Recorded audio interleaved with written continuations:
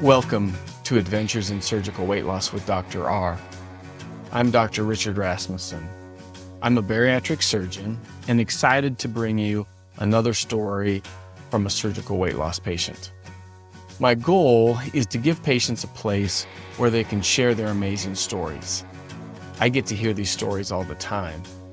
I hope through this process to get rid of some of the bad information that exists about surgical weight loss. Today, we did something a little bit different. I interviewed one of my partners, Dr. Gregory Peirce, excellent surgeon, excellent individual. Very glad that he has joined our practice about 5 months ago. He brings some expertise that we didn't have before in a couple of operations that we didn't offer before. And today he and I went through those and discussed kind of advantages and disadvantages of the different operations. So hopefully you'll enjoy this, give you some information on what we're doing when we're doing the operations and why we choose one over another. If you're listening to this podcast, you may want to watch the video on my YouTube channel, Dr. R. Richard Rasmussen. The video includes some diagrams of the operations, and it might help it make a little bit more sense. Today I have the opportunity of welcoming Dr. Greg Peirce. Greg's one of my partners, excellent surgeon, excellent bariatric surgeon, and today I thought we'd talk a little bit about different procedures and what they are, and anyway, some of the details about them. So welcome, Greg. Thank you. Thanks for having me. It's a pleasure. Let's start off, just introduce yourself. Tell us a little bit about your background, and go ahead and introduce yourself. Sure, Rick. I'm from Utah. I went to BYU. I graduated from Lone Peak High School in 1998. After BYU, I joined the military, and they paid for my medical school, so lived outside of Utah for about 18 years. Did a residency in El Paso. I was a general surgeon in California for a couple of years. I did a fellowship in bariatrics at Mayo Clinic. Then I was a general surgeon, bariatric surgeon in Fayetteville, North Carolina for about 5 years. Where we did quite a few bariatric procedures. And then after my commitment ended, I was able to leave the Army and been fortunate enough to come back to Utah with Utah Surgical Associates with you all. So been here, I think, about 5 months now, and happy to be here. Well, we're very happy to have you. Greg's an amazing surgeon, and we're really happy to have him. And one of the reasons we're happy is he brings a couple of procedures that we haven't traditionally offered, and so we'll talk about those. Greg, why don't we start off just talking about why would somebody consider surgical weight loss? What are some of the reasons, indications? Why would somebody go through that? Yeah, it's difficult to lose weight. It's difficult to lose weight with diet and exercise. It's certainly possible.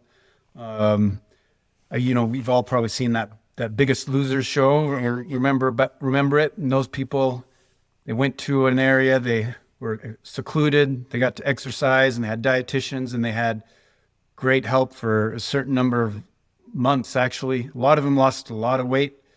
Unfortunately, when they went back home, there was actually a study that looked at those people, and most of them gained all their weight back. It's just hard. It's hard to lose weight, and it's hard to keep it off with diet and exercise. Certainly the new medications have been a big, I think, a great thing for us as a society to have that option, to have the medical weight loss. But it's not perfect for everyone, and a lot of people just have, I think, they're just not going to lose adequate weight to be healthy with the medical weight loss medications, and then also they're not tolerated by everyone, and they are expensive. So I think surgery is the best proven way for patients with morbid obesity to lose weight and to keep it off. It's certainly a risk, but as I tell a lot of patients, the risk of not doing anything is probably greater than actually going through the surgery. So I think once someone has all the risks associated with weight, diabetes, hypertension, and living with that for their life is often a greater risk than not going through with the surgery. Yeah, I think that's a great point. You go all the way back to the 1991 consensus conference, and that's really what they were trying to decide. Is they're trying to say, at what point is the risk of surgical weight loss less than the risk of continuing to live with the disease? And that's where we came with him. That's where they came out with those original BMI numbers. And I think what we've seen, since then, the last 30 plus years, the operations have just become safer and safer, and we understand this better, and we're able to help people through that a lot better. Yeah.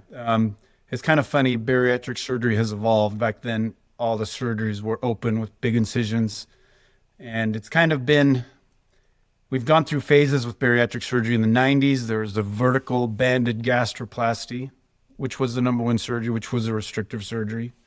The 2000s, it was the gastric band, was the number one surgery in the US, another restrictive surgery. And now I think we've got a lot better options, and with time, which we'll talk about today, those options, safer and better options for bariatric patients, even when compared to back then. Yeah, great point. So currently, what are the requirements for somebody to qualify for surgical weight loss? So right now, it's usually for insurance to approve, it's been a BMI, which is your body mass index, which is a calculation of your weight and your height.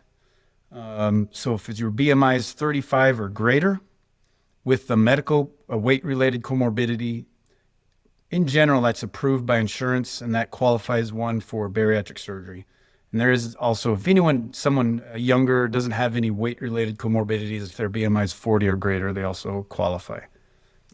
And just weight-related comorbidity, diseases associated with higher weights. What are some of those common diseases? Yeah, so there's quite a few. The common diabetes, high blood pressure, high cholesterol, fatty liver disease, polycystic ovarian syndrome, joint disease, arthritis, sleep apnea, and reflux. Those are kind of the more common ones. There's a few less common ones, but. And I think a key point is that each insurance company is a little bit different on which ones they say qualify as comorbidities, and some require one, some require two. So that's a place where our office or any office could help individuals figure out, okay, well, what is your insurance? So you can call your insurance and figure that out as well. So to summarize, BMI of 35 or higher with diseases related to obesity, or BMI of 40 or higher without any of those diseases, is typically what an insurance that will cover these operations. Those are the numbers they're looking at. What is our society, the American Society of Metabolic and Bariatric Surgeons? What are their guidelines? So they recently changed it within the last year and a half, I think, about maybe 2 years. They've lowered it to, and those guidelines, which we just mentioned, I think those have been around since the 1990s. Since 91. Yep. And so they lowered the requirements kind of by a BMI of 5 for each of those. So medical issues related to weight with a BMI of 30 or greater, or anyone without any weight-related issues with a BMI of 35 or greater. And we were actually following those guidelines within the military because the TRICARE insurance had approved it. But I think in civilians, I think there's some lag time. I'm not sure that's covered yet for most insurances. Yeah, but most insurances don't. There's a few that do, or you can make an argument or an appeal and try to get it. But yeah, that's definitely a lag there. There are some exceptions for people with poorly controlled diabetes and BMI of 30 or greater. I do think insurances will cover that for weight loss surgery. Yeah, it's a place where some appeals can be made and trying to help out. Good point.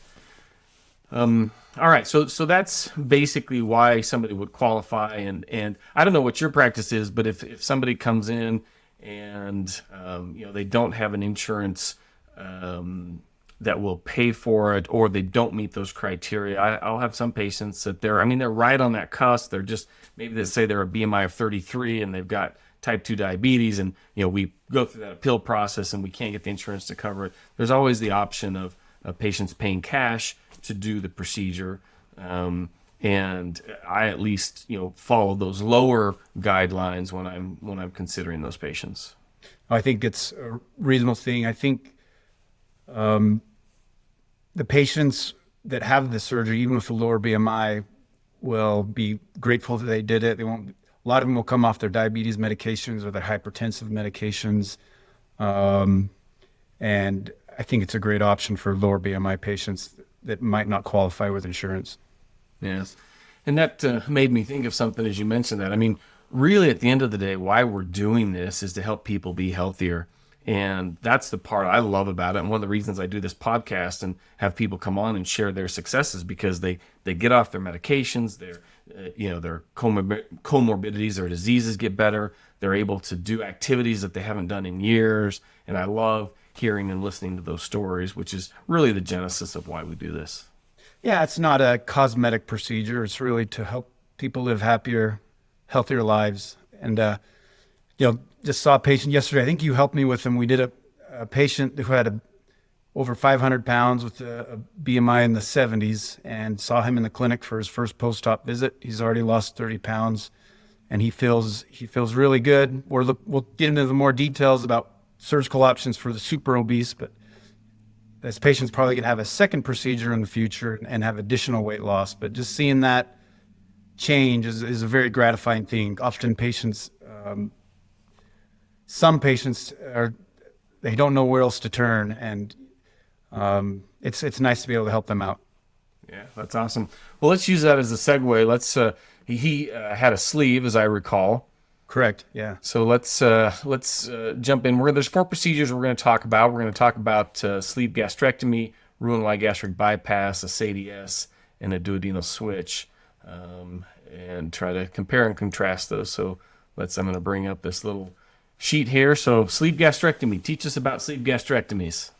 So the sleeve is the #1 surgery in the United States right now for bariatric surgery, the most common one that is performed.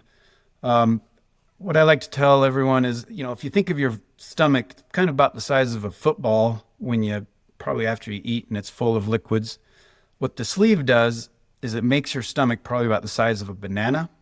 It is irreversible. We do take out that portion you see there that with the arrow, that take out a big portion of the stomach.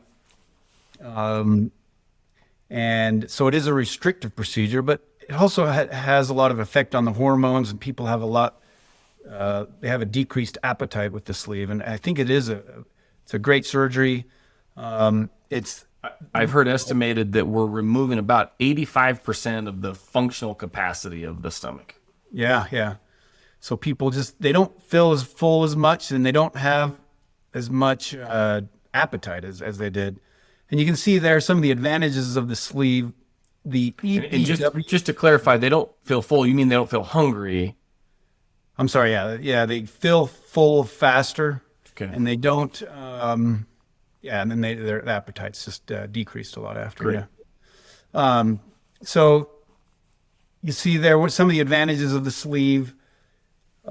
These are our numbers, actually. The Utah Surgical Associates. The EBW stands for excess body weight. So let's say we had a 5-foot woman who the ideal body weight's about 100 pounds for a 5-foot woman. Let's say, just to do the easy math, let's say she was 200 pounds. So her excess body weight is actually 100 pounds also. And so she could expect to lose based on our numbers, about 75 pounds in that first year with the sleeve gastrectomy, have about 75% excess body weight loss. Other advantages of the sleeve when compared to the other surgeries we'll show you. There's no rerouting.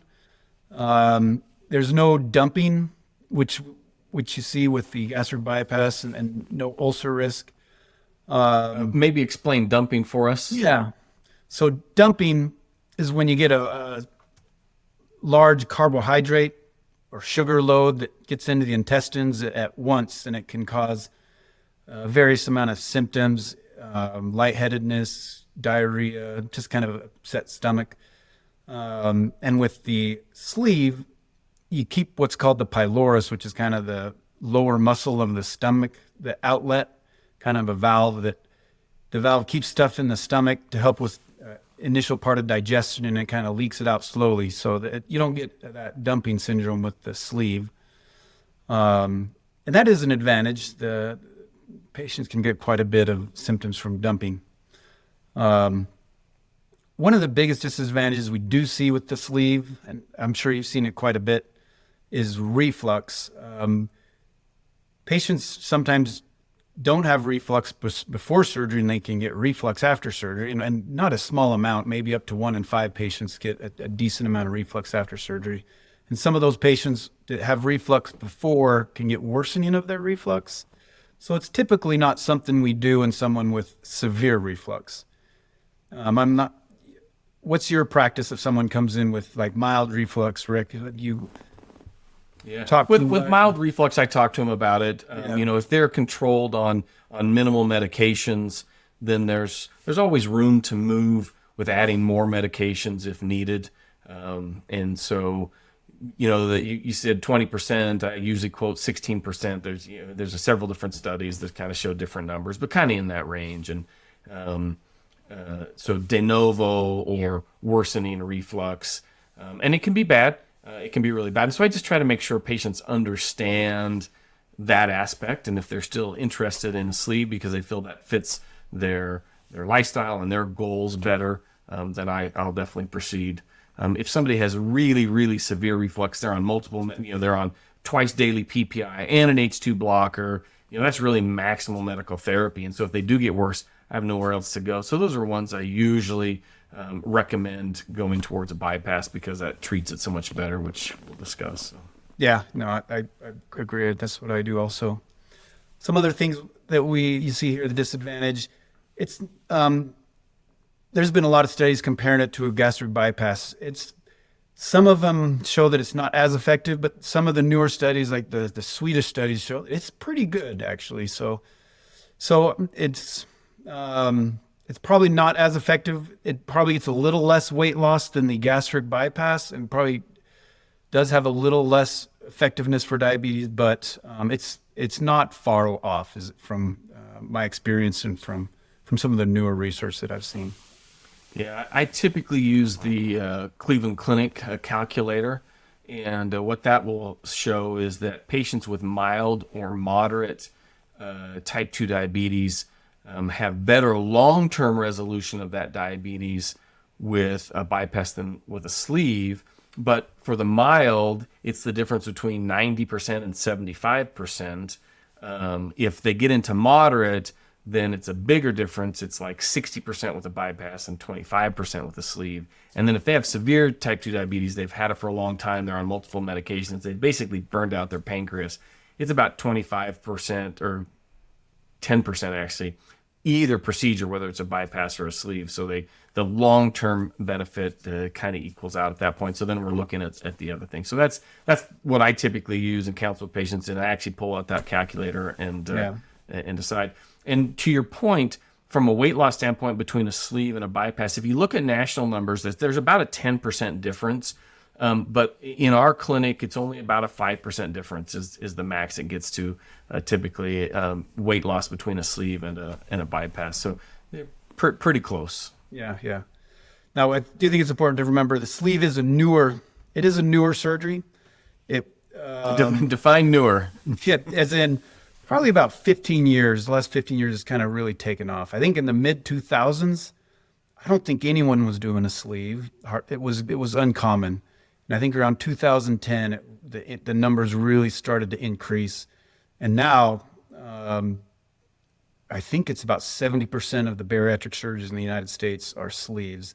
There's some locations where they're doing 95% of their surgeries are sleeves. It's a great surgery. Now, when we get to the other surgeries, we'll be able to talk more about the disadvantage of the sleeve, I think, which, so the one thing, because it's newer, we don't have as long-term data on its weight loss results. There is a certain amount of sleeves who have what we call weight recidivism, where they regain the weight, where they have less than 30% of their excess body weight loss is kind of considered a failure from a weight loss standpoint. And that might be as high as 1/3 of sleeves at 5 years reach that point. So that's kind of one of the disadvantages. It's not as aggressive as some of the other surgeries because it's not malabsorptive. We have about 21 feet of small intestines, and every calorie that you eat after a sleeve is going to go through that full 21 feet. And the intestines are very good at absorbing those calories. Great point. Anything else on sleeves we should touch on? The sleeves, you're still going to want to take multivitamins. You're still going to want to have follow-up yearly with either your primary care provider or the bariatric surgeon. That's about it I can think of for the sleeve. Okay. All right. And maybe here's a good point. You mentioned recidivism and, the next procedures we'll talk about add some malabsorption potential, or at least different hormonal changes. And so maybe there's some added benefit with them when it comes to total weight loss. But tell me your thoughts. I really try to emphasize with patients that any of these operations are a tool, and none of them are effective if you don't, use them correctly, which involves, eating healthy. I mean, eating, whole foods is what I typically recommend. Trying to avoid simple sugars. I mean, you don't have to completely eliminate them, but definitely it's not the majority of your diet. The example I tend to use sometimes is, if your diet consists of Twinkies only, none of these operations are going to work. What are your thoughts there? Yeah, I agree. I've seen people fail with all of these surgeries. I think you can eat through any of them, it's a tool. It's a big tool, and even with any of the surgeries, people can have great success. They can have very poor success if they're not adhering to mostly dietary, but exercise, of course, is a big component of it. Certainly, there's kind of a honeymoon period where it's easy to lose weight for most patients. And then after that 6-month to 1.5 year mark, just over time, it's easy to regain that weight also. Yeah, good point. All right, let's move into bypass. Let me pull that one up. All right.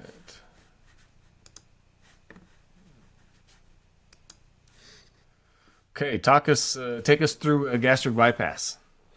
So the bypass is really the gold standard, I would say, for weight loss surgery. It's the one that's been around the longest. Probably about in the 80s is really when it was started. So we have a lot of long-term data about the gastric bypass. You can see here our numbers. So explain what it is. First, with the gastric bypass, it's of all the surgeries we're talking about, it is the only one that's reversible. You keep the whole stomach. We do divide it up towards the esophagus. We make a pouch there that's about the size of an egg, and where the food, you see that yellow portion of the intestines, that's where your food passes through. It passes from the pouch into the small intestine. We divide the small intestine about 3 or 4 feet from the stomach and bring it up to that pouch. And then that food goes down through that roux limb. So you'll maybe hear it called the Roux-en-Y gastric bypass. And then that meets up with the digestive juices of the pancreas and the liver. And that's represented by the green limb, the green bowel in this picture. And then digestion happens through the remainder of the length of the small intestine. So we're bypassing, we have about 6 meters of small intestine. On average, we're bypassing about 2 of those 6 with this surgery. So that means that the food doesn't see 2 of the 6 meters. It does see 4 of the 6 meters for digestion. The food with the digestive enzymes. Exactly. Yeah. Thank you. So 4 meters of digestion through the small intestine. So we have pretty good numbers that you see there. The 81% excess body weight loss at 1 year with Utah Surgical Associates. I think that's higher than national average. And then at 5 years, those are excellent numbers, 61% at 5 years. So again, if a female was 200 pounds, 5 foot, that means at 5 years after surgery, she would weigh 139 pounds or 140 pounds and would have maintained 60 pounds of weight loss. And it's very effective for reflux treatment. I don't think there's a better surgery. If someone comes in with horrible esophagitis, horrible reflux, sometimes that esophagitis is a precursor to cancer, and they can see what's called Barrett's esophagitis, which can lead to cancer. Those patients are the patients that we're going to push towards doing this gastric bypass. It treats those weight loss, those weight-related comorbidities very well, including diabetes. There are some disadvantages with this surgery we see, and there's a lot of these here are long-term disadvantages that we have listed. A lot of patients like to take NSAIDs for back pain, and it's just this surgery especially, you're not going to take any of those anti-inflammatories like Motrin, aspirin, because it breaks down the lining of the stomach, and you can get ulcers right there where the small intestine is hooked up to that pouch. We mentioned dumping syndrome. Yeah, go ahead. I was going to mention, we call that an anastomosis, where that connection is. An ulcer in that area is called a marginal ulcer. Happens in about 16% of gastric bypass patients. NSAIDs and smoking are the two most common reasons, and so I won't do this procedure on a patient who's smoking. And unfortunately, some patients, even though they're not smoking, not taking NSAIDs, can still get an ulcer in this area, even without those two things. So that is a disadvantage of this procedure. Yeah. I think we kind of mentioned dumping. There's dumping because whatever you eat will go right into that small intestine, and the small intestine is exposed to a large sugar load, and that gets taken up into the body and has a lot of effects with that. Usually, if patients basically are what? How do patients feel when they get dumping syndrome? So usually, first of all, I tell them if they're getting dumping, they're probably not adhering to the proper diet. If you have a large ice cream, or if you have a lemonade with a bunch of sugar, you can get this dumping syndrome with that large sugar release into the blood. It goes into the intestine, and then it's taken up to the blood, and then the pancreas works overtime. And when there's a lot of sugar in the blood, the pancreas will secrete insulin, and then there's just a lot of symptoms with that aren't very comfortable. They can get abdominal bloating. They can get just feel worn out, fast heart rate, kind of tired. And then there's the intestinal effects where that sugar load can cause diarrhea. So it can get uncomfortable with dumping syndrome. Patients, I would say a little more than uncomfortable. Yeah. Some patients say they feel like they're going to die. Yeah. So So obviously a deterrent for eating those simple sugars. yeah. So we've listed that as a disadvantage, but potentially there's somewhat of an advantage to that. If somebody feels like, sugar is really my downfall, this may give them a way to, physiologically want to avoid that. Right. It's a big deterrent, yeah. Then there's other long-term problems. You can see bowel obstruction. Now you can see this with the next two surgeries we'll talk about also. But anytime you're rearranging the intestines, we essentially divide the veil of the blood supply that goes to the intestines, and there's we have to divide it, and then there can be a potential space where intestines can herniate into that space and get obstructed. And we do see that a decent amount. So it's something, if you do have one of these surgeries, you got to keep in mind. And then strictures. Stricture is where there's a narrowing at that anastomosis, where we hook the small intestine up to the stomach, where it can get pretty small. Usually that's actually managed pretty well with endoscopy, with the scope down the mouth and with dilation. But What I think it's a great surgery. When I initially started doing bariatric surgery, this was what I did more than any other surgery. This is what I did mostly in training also. So it is the gold standard, and patients do very well with this surgery in general. Yeah. And I think that's a good point. I would say the vast majority of patients do very well. But there are patients that develop some of these problems that we've talked about. There's a few other even more rare problems. For whatever reason, I've seen several patients with post-bypass hypoglycemia, which is a tough problem to treat as well. And so there are those things, but the vast majority of patients do really well, lose their weight. They're very happy with it. And if they have reflux, they are extremely happy because that reflux is gone in almost all of the patients.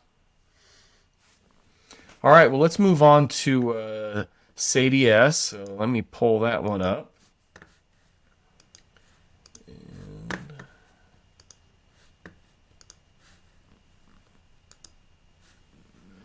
All right, take us through a SADI-S. So a SADI-S is really evolution. It's from the duodenal switch, which we'll kind of talk about next. So to start with the duodenal switch has been performed for about 30 years, so it's been around for quite a while.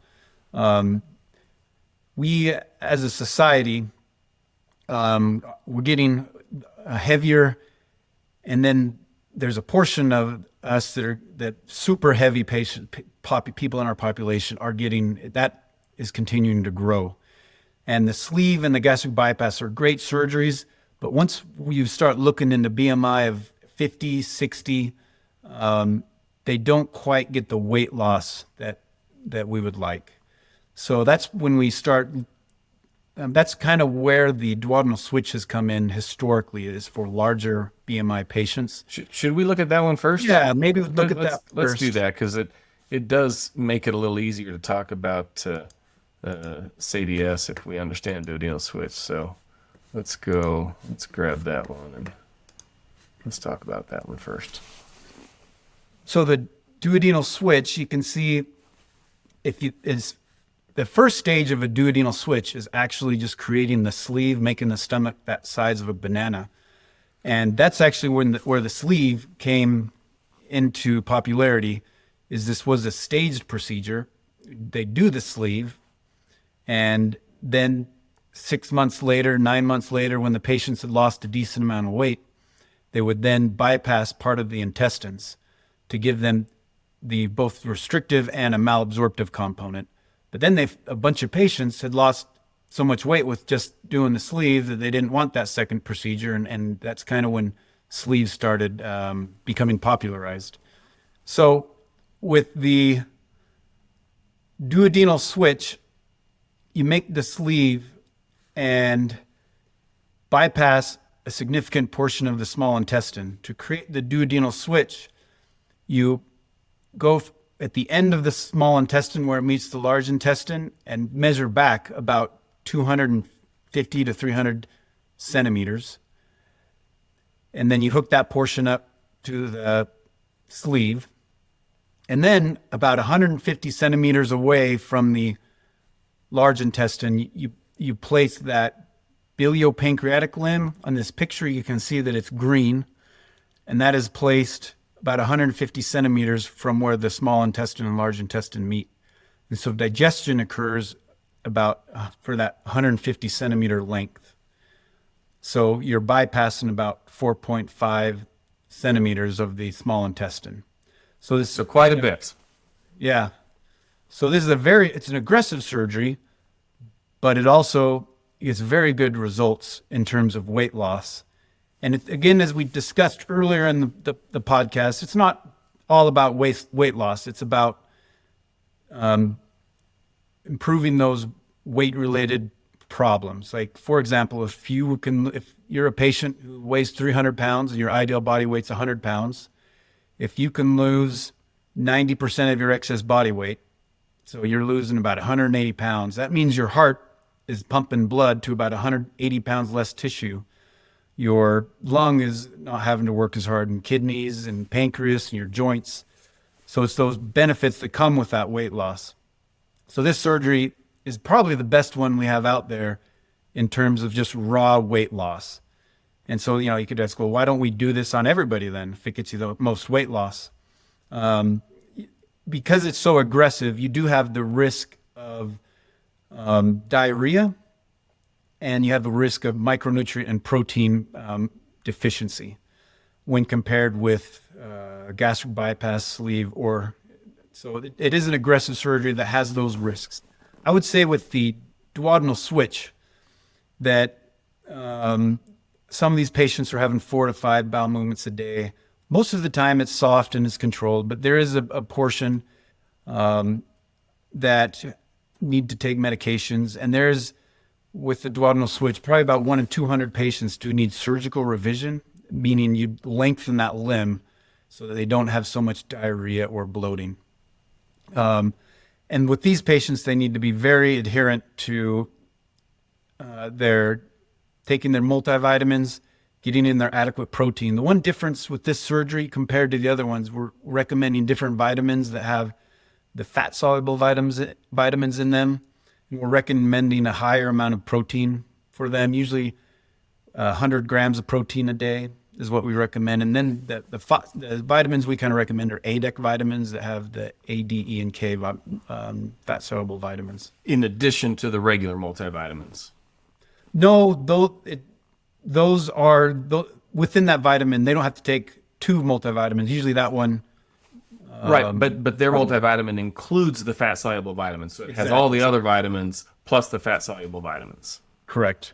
Yeah. It's got a higher amount of the A, D, E, and K and some of the other multivitamins.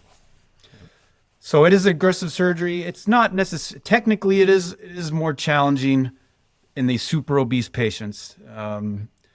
And I think for that reason, this surgery is, if you look at the numbers over the last 30 years, the duodenal switch has always been 2% or less than of the total number of bariatric surgeries that are being performed. And I think there's multiple reasons for that.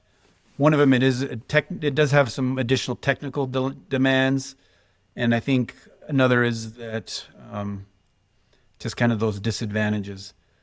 But it's a surgery I did in fellowship, and I think it's a great surgery for a lot of patients. If someone came, and maybe at the end of our discussion, we'll talk about which one qualifies for which surgery is best for which. One other point about that is, you mentioned kind of it's technically a little more complicated. There is a little bit higher risk, surgical risk for those patients, and part of that is because you're operating in a much higher BMI patient, and so that in and of itself just carries a higher surgical risk. So some additional reasons to why that hasn't become a more popular operation. But and then on the advantage side as well, from controlling type 2 diabetes, it's probably the best one we have for treating and reversing type 2 diabetes. Yeah. Certainly, when in my fellowship, anyone over a BMI of 50, we kind of tried to recommend this as long as they didn't have reflux, severe reflux, which is another topic. But because you're making that sleeve there, you do have to be cognizant if they have severe reflux or any type of that esophagitis. Have to have a discussion of, which ones are we going to deal with, the weight or reflux, or it's not a perfect surgery for reflux. It's not as good as the gastric bypass probably for just reflux, but it is better for getting that for those super obese patients for getting that weight loss.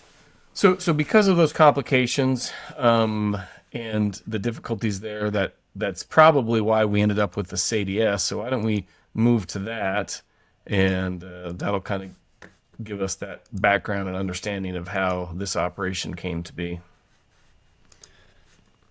So the SADI-S is another, you'll hear it termed or talked about. There's SIPS, they call it. There's SADIs, SADI-S, loop duodenal switch. Lots of different names. Yeah, a lot of different names. Essentially, it's what's, I think SADI-S is the most common name I'm seeing. So it's single anastomosis duodenal ileal bypass with sleeve gastrectomy. So you make a sleeve is the first step.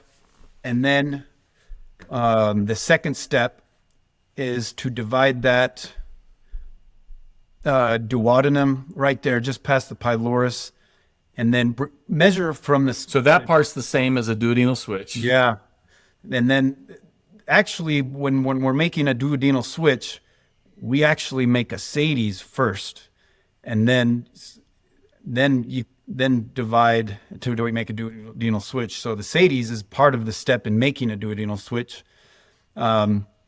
So typically, you measure about 300 centimeters from the large intestine to the small intestine, and connect that ileum is what we call it, which is the end portion of the small intestine, to the sleeve right there. So you have 300 centimeters for digestion.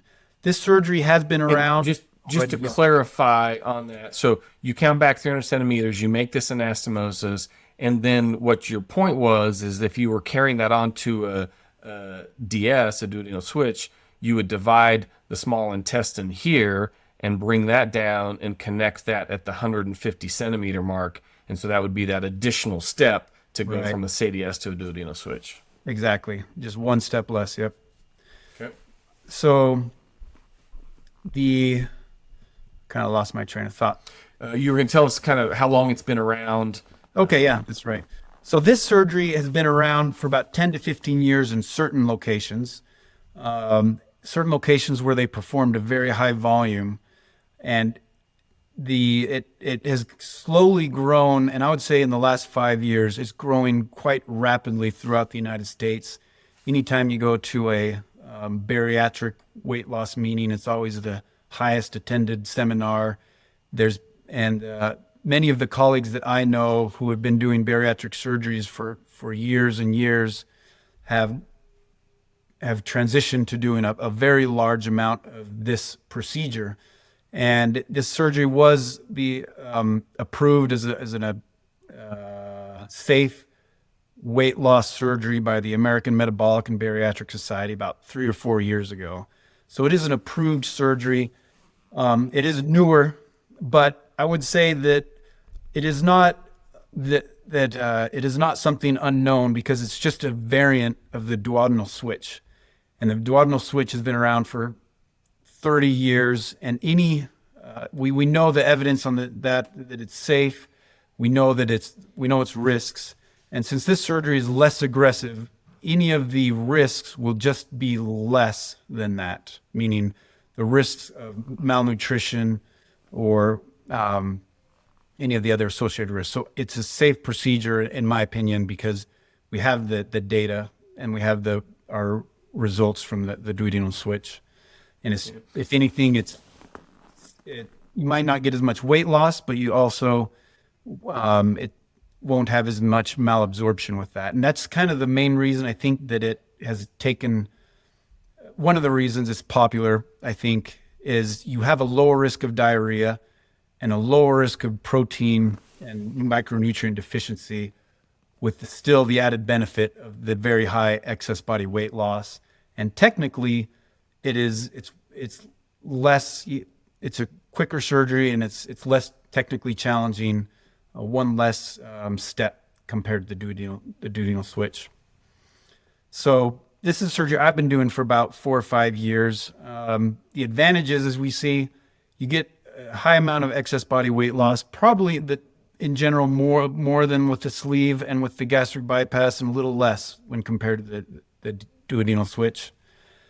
No dumping syndrome, because you still have that pylorus.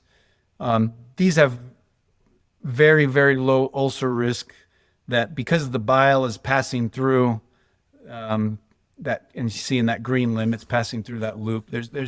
I've never seen ulcer risk is very low at that anastomosis. And a lot of these patients, we talked earlier about the sleeve and gastric bypass, where maybe 30% or so regain their weight. This is a lower percentage of patients have that weight loss recidivism, because it's essentially a sleeve with a malabsorptive component. Disadvantages. There still are patients who get diarrhea with this. About 1 in 500 do need surgical revision because of the diarrhea, where you have to lengthen that 300 centimeters. And these patients, again, just like with the duodenal switch, we do have them to take that ADEC vitamin. They are at risk of micronutrient protein deficiency and recommending about 100 grams of protein a day. Mm-hmm. So I might just point out one thing, and you mentioned this. It's really only been accepted as a standard therapy for the last 4 years or so by the ASMBS, and so has only really been done in a few areas across the nation, and it's been done internationally as well. And those show good numbers, and that's where the data comes from. But there is a little bit of uncertainty because we've seen in the past when you take anything in medicine and you expand it to a much larger population, we're going to, there's some question mark about what those long-term benefits and effects are going to be, just because it tends to be different in the population at large than it does in select centers. So it is the newest one, and maybe does have the most question mark around it. Yeah, it certainly is. It is newer. Bariatric surgery, we have to be careful because it can be a fad surgery. As we mentioned a little earlier, we have the phases where every 10 years we find a new procedure that's the hottest new thing, and then we move on and find something else. But we got, I think if you look long term, the restrictive surgeries in general haven't worked well. That vertical banded gastroplasty, the gastric band, purely restrictive, and now we have the sleeve, which is a great surgery. I think it's working way better, a lot better than those others. But the other thing we haven't mentioned, with the SADI-S, it's a good surgery that we can now offer for patients who had the sleeve and have had weight regain. So that's a nice option. It's tough to.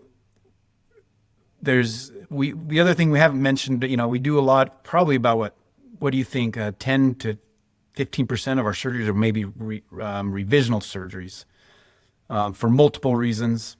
We do quite a few revisions for weight regain or for reflux or for maybe some people lose too much weight, which is pretty uncommon. But yeah, I would say the most common reason is converting a sleeve to a bypass for severe reflux with severe esophagitis. But then, anything from revising an anastomosis because it's narrowed or strictured or ulcerated to, weight loss concerns. So there's a variety of reasons why any of these operations might need to be revised or changed. Yeah. And I think as we look back at all the surgeries together, a patient might come in and, which surgery is best for me, or which surgery should I have? And that's probably what you and I spend 80% of our time talking about with patients before surgery. And it's not always black and white. Sometimes it is. And sometimes it's kind of like a good, better, best decision that any of the surgeries would be good, but maybe one of them would be a little better. So I don't know. What's your thoughts on when patient comes in and they're asking, which surgery should I have? No, that's a great point. And I'll be quite honest, until recently, that conversation was largely between a sleeve and a bypass, because I didn't offer these other procedures and we didn't have anybody in our practice that could offer them. I did in patients with a higher BMI, 60 and above. I would have the discussion about a duodenal switch. And there are some guys in Salt Lake who offer that and would make referrals there when appropriate and when patients wanted to. And so largely it came down for me to two things. Because our weight loss is so similar between the two, it came down to type 2 diabetes. Do they have mild or moderate type 2 diabetes? And then do they have significant reflux? And so a lot of my discussion would center around those two things, and guide patients one way or the other depending on their scenario. And as you mentioned, everybody's a little bit unique. Are they taking NSAIDs? Are they not? We try to bring all of those factors together. I would say in the recent past, probably the last 6 months or so, I've added SADI-S to that discussion more because I knew you were coming and were here, and that's an option for patients. And so, kind of, with the national recommendations and what you've mentioned today, if they've got a BMI of 50 or higher, then I think we have that discussion as well. And, just all of the things we've talked about today. So I think for me, it's how heavy they are. Do they have type 2 diabetes? Do they have reflux? And then try to tailor it based on those things. What about you? No, I agree. I think any severe reflux, I think that is more black and white. Severe reflux with any type of changes to the esophagus leaning towards a gastric bypass. For patients with a lower BMI without reflux, I think the sleeve's a great option for many of them. I don't think the gastric bypass is wrong. And then once the BMI starts getting up higher, that's where I think the duodenal, the SADI-S is probably superior in general to the sleeve and gastric bypass for weight loss and treatment of their weight-related issues. Now, as far as a SADI-S versus a duodenal switch, that's a different discussion. But I think in general, the SADI-S has such good weight loss that it's not super common that we're doing a duodenal switch on a lot of these patients, just because you can get that weight loss without the added risk of the micronutrient deficiency and the diarrhea. So in general, I'm kind of leaning towards SADI-S, even for newcomers with a higher BMI. Take just a moment and talk about a staged operation. We kind of led with that with a patient you mentioned. Kind of revisit that for us. So there's a few reasons to do a staged operation, but if for the larger patients, if we're looking at doing the SADI-S or the DS, then the surgery it can take up to 3 to 4 hours, or patients can have several. Let's say they've had prior surgery with multiple adhesions, and it's just not healthy for a patient to be on an operating room table for 4 or 5 hours. You sit in a chair and you're constantly moving, because if you don't move, you'll get numb and you'll notice that your leg falls asleep because your blood flow gets cut off. When they're on the operating room table, they're not moving, and they can actually get breakdown of their muscle and their tissue, and that can cause kidney issues. So sometimes it's the safest thing to do, in my hands, is to do a staged procedure like this gentleman with a BMI in the 70s. We do the sleeve. It takes about an hour and a half. 6 to 9 months later, they'll lose 150 pounds or so, and then we'll do that second procedure. So that's kind of the main reason to do a staged procedure. Now, there's a lot of patients out there who have, we see quite a bit, who have large ventral hernias, who have a lot of adhesions from their hernias from previous surgeries. Often I'll do them staged also. I just start with the sleeve. I'll get them to lose their weight. And then if the hernia is bothersome, we could fix the hernia. And if they're higher BMI, maybe we'll go to a SADI-S later at that time. But usually I won't go straight to a SADI-S if they have a large hernia. I just kind of do the sleeve first. Yeah.